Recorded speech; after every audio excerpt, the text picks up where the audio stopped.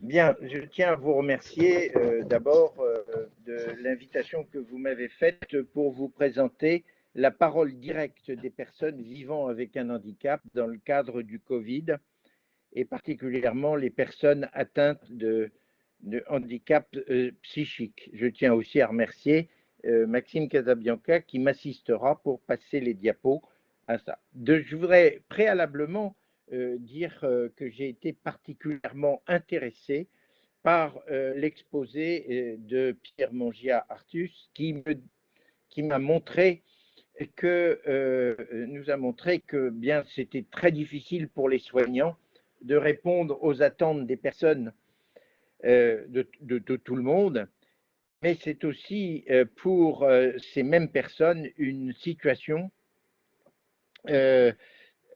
encore plus difficile pour les personnes qui sont atteintes.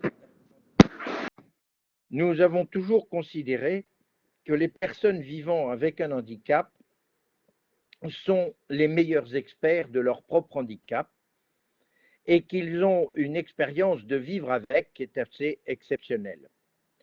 Je vais vous présenter les résultats d'une enquête qui est permanente, pour laquelle nous avons déjà à ce jour environ une centaine de milliers de répondants et qui, au cours de la dernière année et depuis le début du Covid, nous ont permis de récolter environ 25 000 répondants ayant étant touchés par la situation du Covid.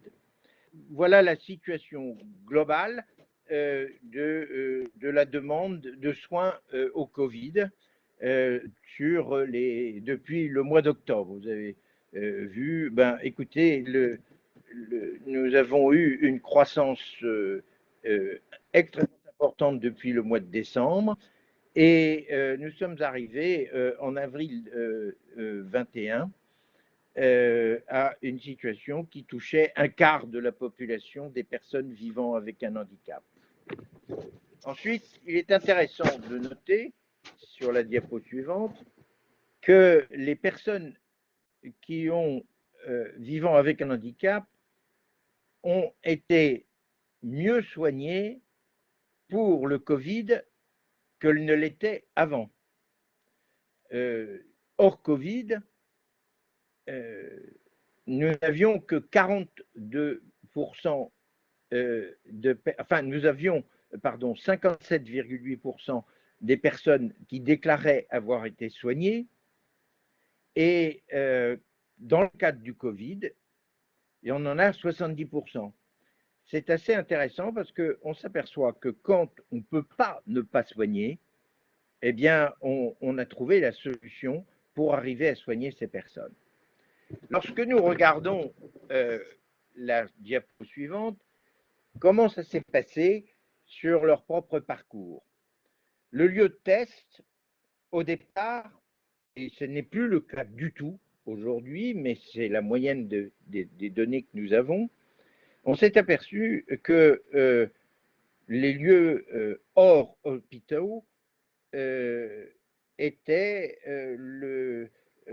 assez peu enclins à traiter le test sur les personnes vivant avec un handicap. On s'aperçoit que les médecins représentaient aujourd'hui un quart, les établissements médico-sociaux 15% et les pharmacies une très petite. Par contre, l'hôpital représentait un lieu de test de la moitié, plus de la moitié des personnes vivant avec un handicap. Pourquoi? Eh bien, parce qu'elles n'étaient pas accueillies en dehors du médico-social dans les lieux de droit commun. Sur les personnes qui ont été testées, il en a été qu'environ un gros tiers ont été testés positifs. Et où est-ce qu'ils ont été soignés? Eh bien, c'est à domicile que les personnes vivant avec un handicap ont été majoritairement soignées. En établissements médico-sociaux, c'est le deuxième, et l'hôpital a pris une petite part de ça. Lorsque nous regardons la diapo suivante, le parcours de soins des personnes, c'est quelles sont les personnes qui ont pu être soignées. Les premières personnes qui ont pu être soignées, c'est visiblement ceux qui ont effectué leurs soins, mais pour le Covid, ça représentait 70%, enfin 69%, mais il y a eu quand même une petite dizaine de refus de soins de ces personnes. Mais par contre, il y a un bon quart de la population qui ont abandonné leur recherche de soins. Ce qui est une situation pour beaucoup, et nous aurons l'occasion de voir qui a abandonné ses soins et pourquoi. Si on va à la diapo suivante, vous allez pouvoir voir le soin du Covid par les natures de handicap et hors Covid. On s'aperçoit que ce sont les gens les plus mobiles qui ont été touchés par le Covid. Les personnes qui vivent, par exemple, en fauteuil et qui peuvent sortir, les personnes qui peuvent marcher, et ceux qui ne se sont peu ou pas confinés. Et là-dessus, nous allons voir que les soins par handicap ont touché une grande partie des personnes atteintes d'un handicap intellectuel, autiste et autistique. Ce que l'on peut voir, c'est que la part de l'autisme par rapport hors Covid était très faible, elle est très forte. Pour l'intellectuel, elle est quasiment plus que doublée, et pour les maladies invalidantes, elle est moindre. C'est-à-dire que toutes les personnes qui, d'habitude, étaient probablement et vivaient à l'écart de la société, se trouvent être moins touchées par le Covid. Les personnes non soignées pour le Covid et hors Covid. Là, nous retrouvons un schéma assez intéressant qui se rapproche tout à fait de ce qu'a évoqué mon prédécesseur, et on s'aperçoit qu'il y a une situation extrêmement intéressante qui montre que les personnes non soignées qui arrivaient à se défendre, qui est par exemple les personnes moteurs qui ont énormément de difficultés à se faire soigner pour autre chose que le Covid, sont arrivées avec relativement peu de refus. Mais par contre, il y a une population qui a été massivement refusée dans le cadre du Covid, c'est les personnes vivant avec un handicap psychique. Et je crois que là, nous avons eu énormément de difficultés à pouvoir les rencontrer et à pouvoir travailler un peu avec eux. Cet après-midi, j'ai eu l'occasion de rencontrer un certain nombre de personnes dans un groupe de travail sur les maladies psychiques qui nous ont fait part de deux choses. D'une part, elles n'avaient pas envie de se faire soigner parce qu'elles avaient peur de leur liberté, pour leur liberté. Et la deuxième chose, c'est que l'handicap psychique était très souvent relié à leur dépendance de l'handicap des soins psychiques et psychologiques. Et là, nous allons voir, et vous le verrez tout à l'heure dans une des diapos, que on arrive à mieux comprendre pourquoi ces difficultés sont devenues majeures. Selon les lieux de vie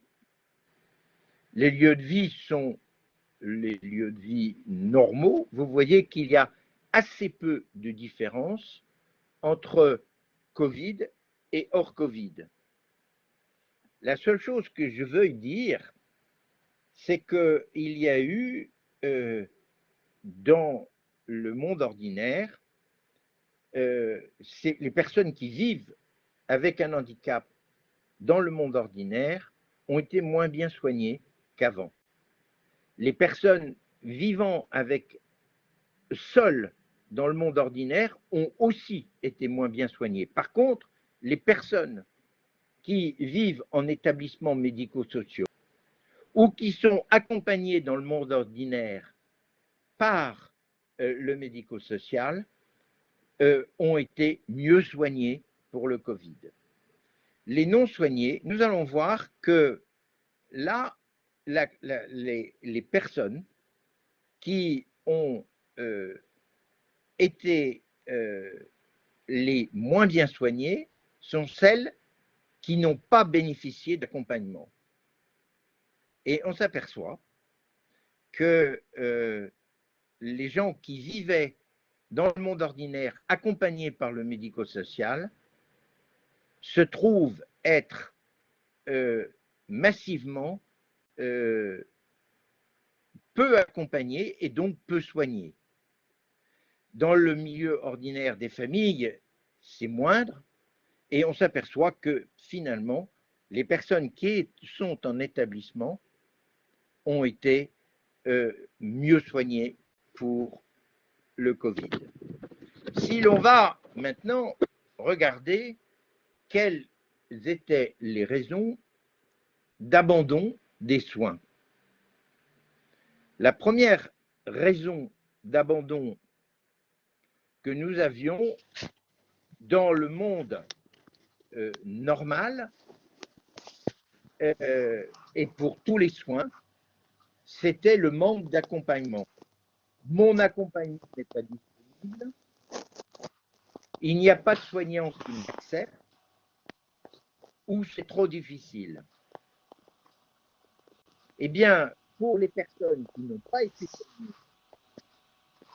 pour le Covid, la première raison, c'est qu'ils considéraient que c'était trop difficile. C'est faire la queue, aller trouver un soignant, et vous allez voir qu'il y a eu un grand nombre de refus de personnes vivant avec un handicap psychique dans les systèmes de droit commun des personnes vivant, enfin, du système de soins.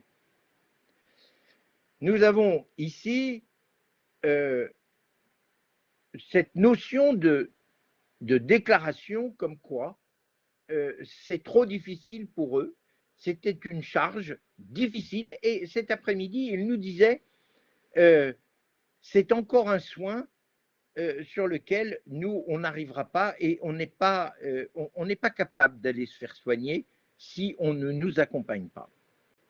L'acceptation de l'accompagnement hors Covid dans l'acte de soins est de l'ordre de 75%.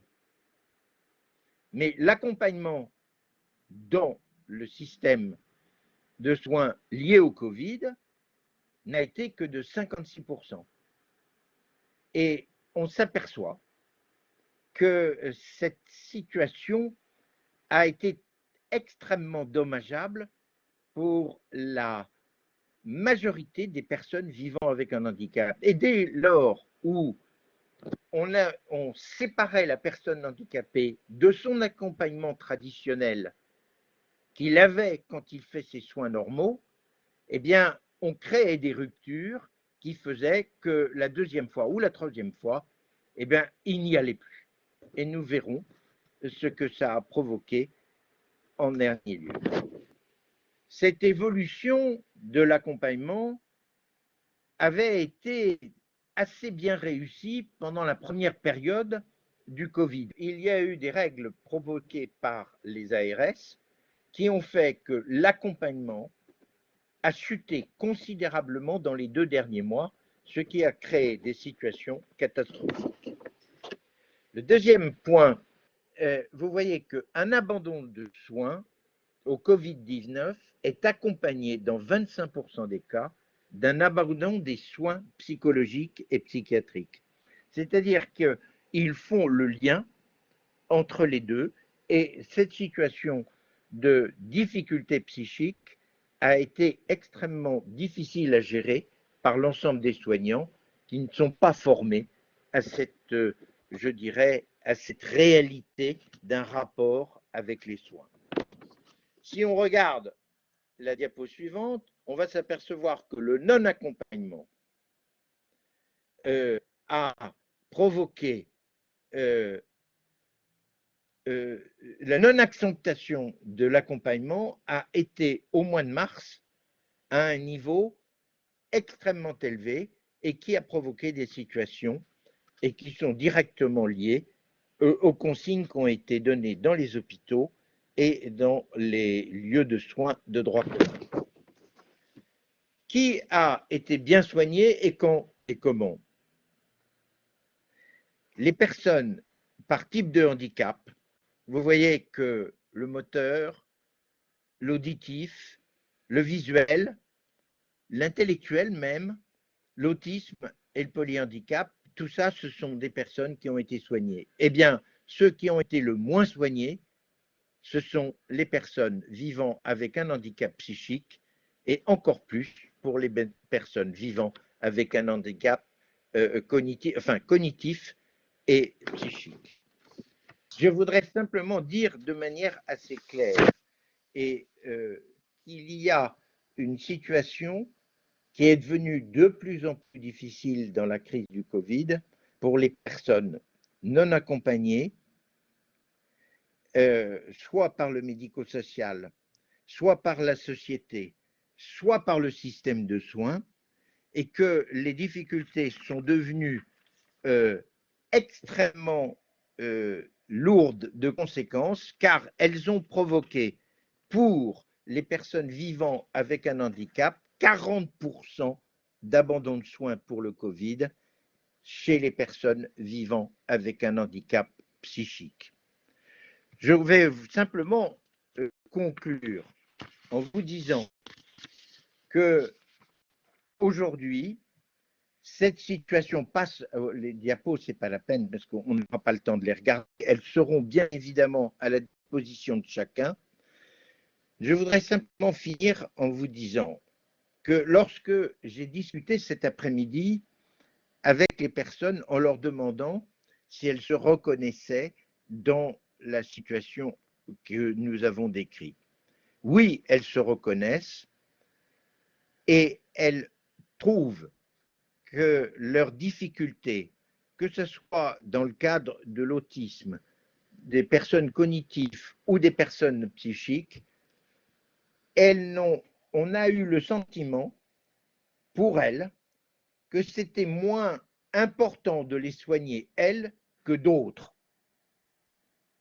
Et je voudrais simplement vous dire que ces propos-là sont des propos très récents de cet après-midi pour nous entendre dire qu'ils n'avaient, parce qu'ils avaient ce type de handicap mental, psychique, cognitif, et qu'ils étaient une personne qui n'était moins une personne que d'autres, et qu'elles étaient peut-être des sous-personnes, et cela, dans leur état d'esprit, a été très souvent une blessure et une difficulté majeure. Merci de votre attention.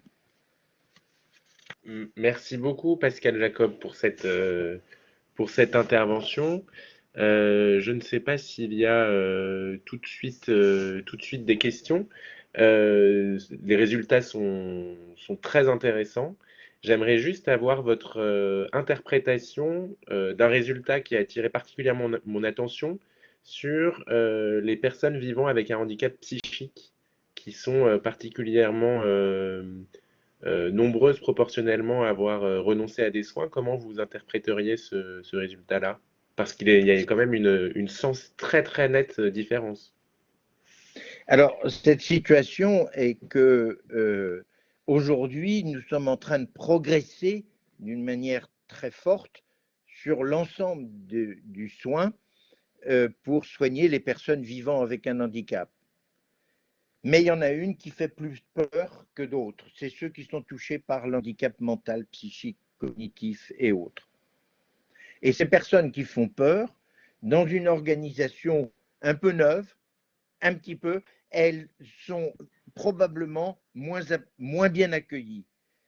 Il y aurait eu une possibilité pour elles d'être accompagnées par quelqu'un de confiance et que cet accompagnement eût été, euh, je dirais, accepté par les soignants, on aurait résolu certainement 50% de plus de soins.